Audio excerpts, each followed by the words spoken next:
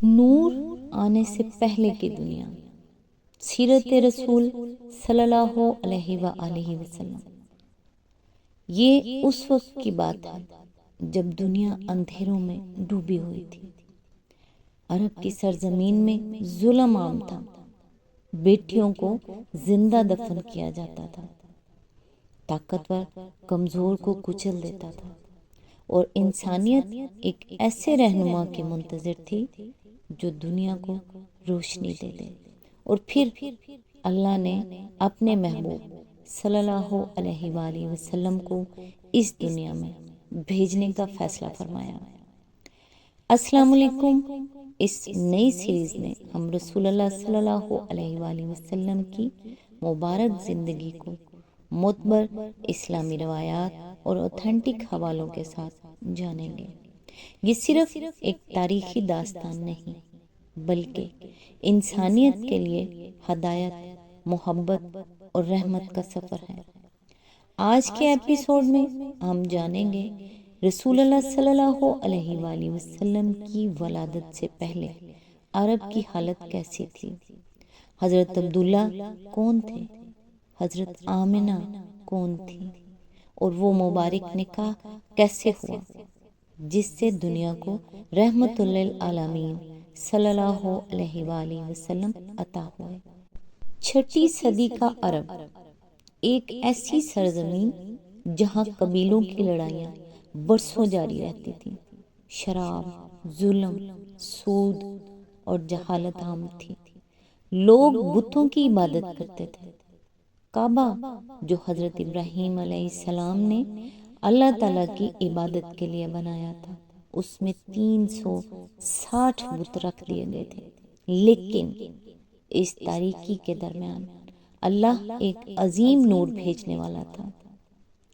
مکہ میں قریش سب سے معزز قبیلہ سمجھا جاتا تھا، اور قریش میں بنو ہاشم کو خاص عزت حاصل تھی۔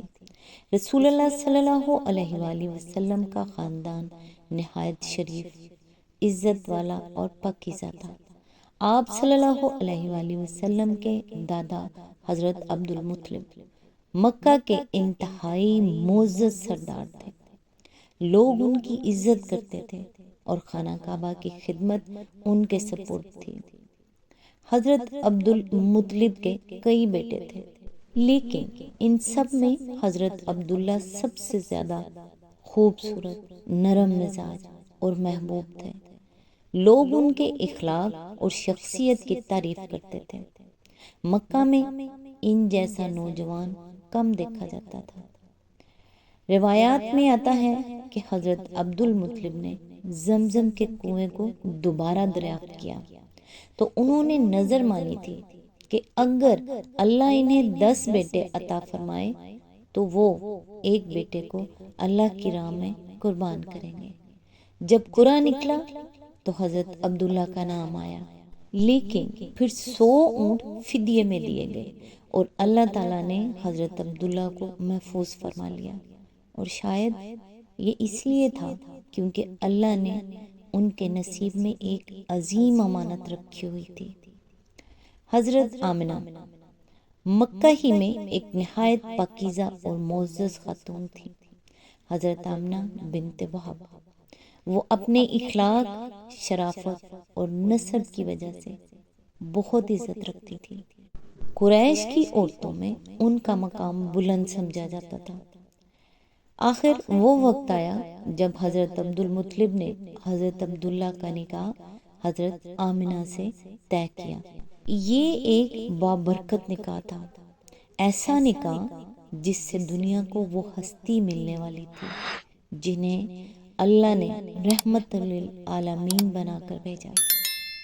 نکاح کے کچھ عرصے بعد حضرت عبداللہ تجارت کے سلسلے میں مدینہ گئے، لیکن واپسی پر وہ شدید بیمار ہو گئے اور مدینہ ہی میں وفات پا گئے۔ انا للہ و انا الیہ راجعون۔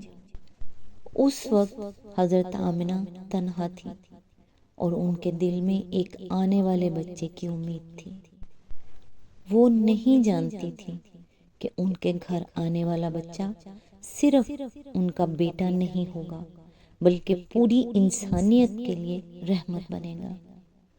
یہ تھی رسول اللہ صلی اللہ علیہ وآلہ وسلم کی ولادت سے پہلے کی دنیا اور آپ صلی اللہ علیہ وآلہ وسلم کے والدین کے مبارک نکاح کی داستان۔ اگلے ایپیسوڈ میں ہم جانیں گے عام الفیل کا حیرت انگیز واقعہ اور رسول اللہ صلی اللہ علیہ وآلہ وسلم کی مبارک ولادت کا نورانی منظر۔ اگر آپ چاہتے ہیں کہ سیرت رسول صلی اللہ علیہ وآلہ وسلم کی یہ خوبصورت سیریز جاری رہے تو ویڈیو کو شیئر کیجیے اور ہمارے ساتھ اس مبارک سفر کا حصہ بنیے۔ یہ واقعات جن بکس میں سے لیے گئے ہیں ان کے نام ہیں الرحیق المختوم، سیرت ابن ہشام، البدایہ والنہایہ۔ اس واقعے سے ہمیں یہ سبق ملتا ہے کہ اللہ کے فیصلے ہمیشہ حکمت والے ہوتے ہیں۔ حضرت عبداللہ اس دنیا سے چلے گئے لیکن ان کے ذریعے آنے والی نسل پوری انسانیت کے لیے رحمت بن گئی۔ ہمیں بھی چاہیے کہ ہم اپنی زندگی میں صبر، یقین اور اللہ پر بھروسہ رکھیں، کیونکہ ہر مشکل کے پیچھے اللہ کی کوئی نہ کوئی حکمت ہوتی ہے۔ اللہ تعالیٰ سے دعا ہے کہ ہمیں سیرت نبی صلی اللہ علیہ وآلہ وسلم کو سمجھنے اور اس پر عمل کرنے کی توفیق عطا فرمائے، ہمارے دلوں میں نبی کریم صلی اللہ علیہ وآلہ وسلم کی محبت کو بڑھائے اور ہمیں ان کی سنتوں پر چلنے والا بنائے۔ آمین ثم آمین۔ اگلے ایپیسوڈ میں ہم جانیں گے الفیل کا وہ حیرت انگیز واقعہ جو رسول اللہ صلی اللہ علیہ وآلہ وسلم کی ولادت سے پہلے پیش آیا۔ آج تک کے لیے بس اتنا ہی۔ نیکسٹ ویڈیو تک کے لیے دعا میں یاد رکھیے گا۔ اللہ حافظ۔